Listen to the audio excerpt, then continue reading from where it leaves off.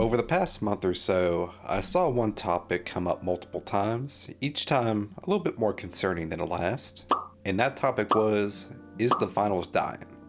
Perhaps this was just triggering my PTSD of losing one of my favorite games of the past couple years, X Defiant. Rest in peace, sweet angel. You were taking us from too soon. Gone, but not forgotten. But I was a little concerned. After all, I just got into the game and have been thoroughly enjoying my time thus far. So if I joined into another lost cause, I was about to crash the fuck out like a little toddler. Thus, I did a little digging, did some research, opened my mind to some other perspectives, and what did I find? That some people are just miserable, and if a game doesn't have a massive player count, then the game is dead. And that brain rot notion spreads like the bubonic plague, and people will do all their own posts on Reddit and make their YouTube videos because they are beta cuck losers who can only attain their physical and mental nourishment by farming updates and likes on the interwebs. If you look at Steam charts, the player count has stabilized and a consistent dedicated player base has been established. The average player count hovers on the low end around 11,000 players and on the high end around 15 to 16,000 players. And keep in mind, this is only PC Steam numbers, so we have really no idea of how many additional players are logging in through PlayStation and Xbox. Yes, it is true that the finals' current player numbers are a far cry from the all-time peaks, but if we just follow basic logic and reasoning, a rarity in 2025, we would conclude that is to be expected. What do I mean by that? When a new game releases and the hype train is strong, a huge surge in players happens. But as the new game honeymoon period wanes and the hype train slows, the player base experiences a sharp decline until you get down to the smaller dedicated returning player base and the numbers stabilize. From that point on, we see spikes in player count corresponding to big updates and big changes in the game, followed by drops in player count as we experience lulls in between content drops. And, as I demonstrated through Steam charts, this is exactly what is happening to the finals. The finals, I can confidently say, is not dying. So why am I making this video then? Mostly because I have this pretty good sledgehammer footage going on in the background that you're watching without any commentary, and I didn't want to go to waste. But I did think it would be worthwhile, in all seriousness, to give my perspective on this topic, mainly because I'm always correct, but also, if you've been following my channel, you know I'm still fairly new to the finals as I just started playing late December 2024, so I can provide a true new player's perspective on the finals as a game and overall experience. I love the finals. I think it is one of the most fun, but also most unique experiences in the FPS space currently. And it's free! And as I learned in college, if it's for free, it do be for me. But I also like to be as objective and fair as possible while acknowledging my biases. The finals, while it is certainly not dying, is also a far cry from a perfect game or experience. So for this video, I want to focus on the two main reasons, in my opinion, as to why the finals is not reaching its full potential. But before that, quick aside, do you think the finals should make TDM a permanent game mode? I have been loving it ever since Embark added it to the game, and I personally use it all the time as a warm-up before I hop over to other game modes. I have a pull up on my community tab over on my channel. Go vote on it and leave your thoughts. Now let's get into it. The first, and honestly probably the biggest issue when it comes to retaining new players to grow the player base, is the quote-unquote new player experience in the finals, and it just flat out sucks, if we're being honest. For anyone unfamiliar, let me paint a brief picture for you. You download and boot up the game for the first time.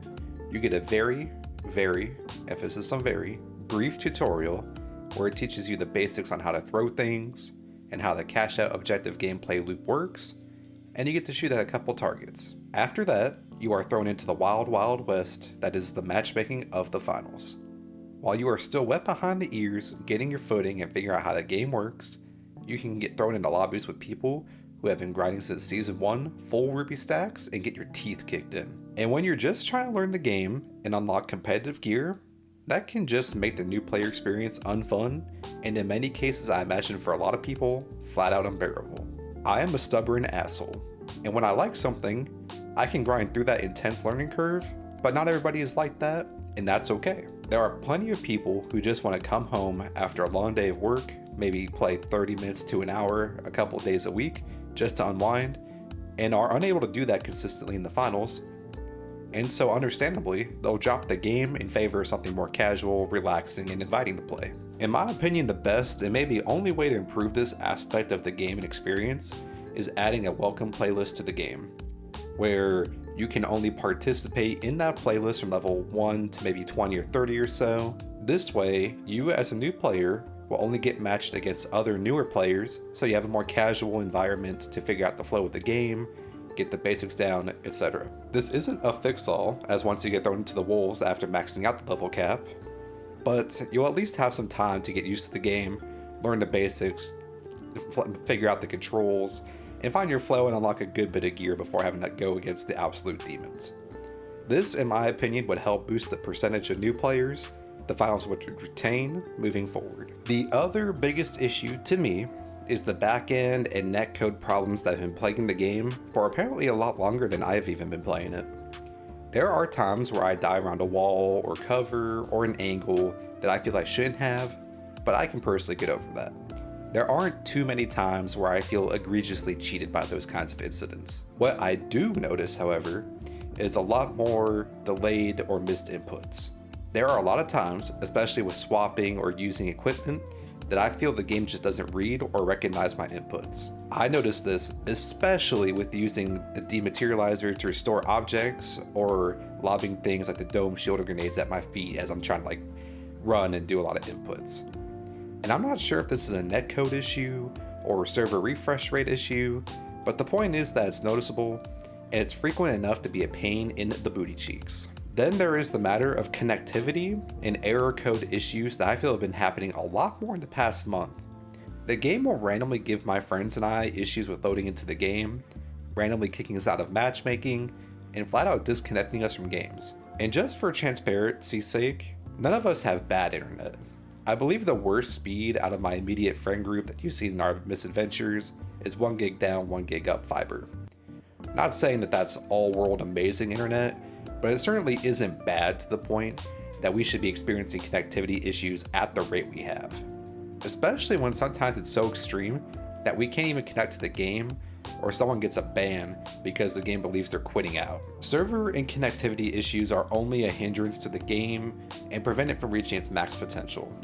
Not all players are as dedicated as me and other content creators out there, and some will find the backend issues so detractive from the experience that they will just stop putting up with it. And to me, Embark needs to prioritize this issue and hardcore work out the kinks sooner than later. But that is just my 2 cents. I'ma wrap this up and stop yapping at y'all. Let me know what you think of my breakdown in the comments section below. If you enjoyed, please consider hitting the like button and subscribing to the channel. It truly means a lot to me. As always, I hope you all have a fantastic rest of your morning, afternoon, or evening, wherever you may be in this giant world of ours. See you around.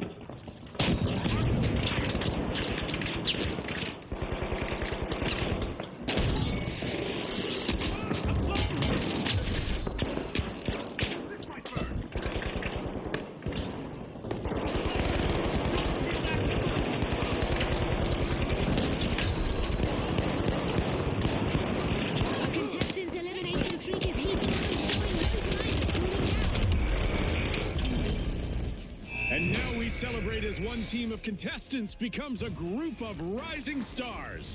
Thanks again to our sponsors and to our viewers at home.